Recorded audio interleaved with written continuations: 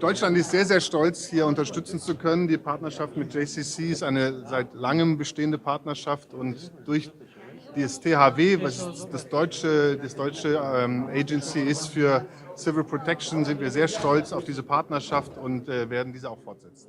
ئەڵمانیا زۆر خۆشحاڵە و شانازی بەوە دەکات کە هاوبەش و شەریکی ناوەندی هاوبەشی هەماهەنگی قەیرانەکانە و پشتگیری لەوان دەکات.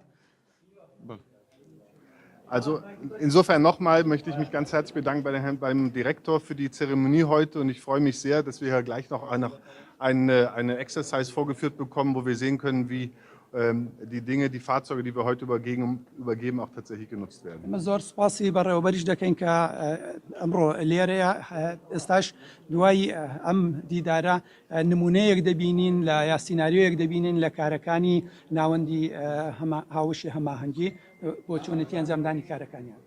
دواتریش ئۆتۆمبیلەکان ڕادز دەکەین. دووبارە ڕێز و ستایشی خۆمان ئاراستەی THW ئەڵمانی دەکەین و ستایشی ئەو کاری ئەو دەورانەکەین کە لە ڕابردوو گەڕایانە. وەکو پێشتر باسم کرد ئەمڕۆ بەشێک لەو هاوکاریانە دەکاتە دەستێمە و ئێمە دڵنیاین لە داهاتووش هاوکاری و کۆمەکەکانی THW بۆ هەرێمی کوردستان و بەتایبەت بۆ کاتی ڕوودانی قەیرانەکان بەردەوامە بێ و هەروەها لە هاوکاریکردنی ئەوەرە و پەنابەران ڕۆڵ و کاریگەریەکی بەرجەستە و شایانیان هەبووە لە خزمەتکردن بە خەڵکی ئەوەرە و پەنابەری چی ناوخۆی عێراقی و چی دەرەوەکە لە کەمپی پەنابەران دەژین. ئەو هاوکاریانە چین وە بۆ چێشە بەریاریکاری من پێشتر ئاماژەم پێکرد THW لە بواری بە دەرەجەیەک لە بواری ڕاهێنان بۆ ئامادەکردنی خەڵکی خۆبەخش کاریگەریان هەبوو توانای خۆیان خستۆتە خزمەتی ئێمە بۆ لە کاتی ڕوبەڕووی قەیرانەکان تیمە خۆبەخشەکان دەور و کاریگەرێکی بەرچاویان هەبوو بەتایبەت ئەگەر تێبینیتان کردبێ لە لافاوەکانی ناو شاری هەولێر کە ئەوە خۆبەخشانە وجودی خۆیان سەلماندووە کە ئەوش سەلماندنی ئەو حقیقەتەیە و ئەو پاڵپشتەیە کە سوودیان لە توانە و ئەکادمیەتی توانای زانستی THW وەرگتووە سەرڕای توانای مرۆیی کارمەندان و خۆبەخشەکانی ئێمە.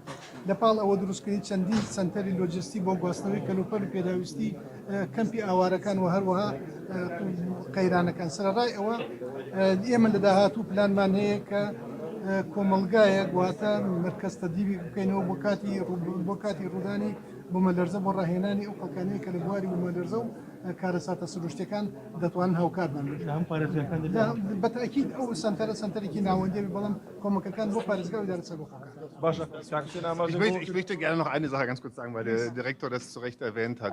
Crisis Protection. بەڕێوەبەری گشتی شتێکی ئاماژە پێدا بۆیە منیش حەز دەکەم شتێک ئیزافە بکەم. Crisis Protection ist in erster Linie die Arbeit von Freiwilligen.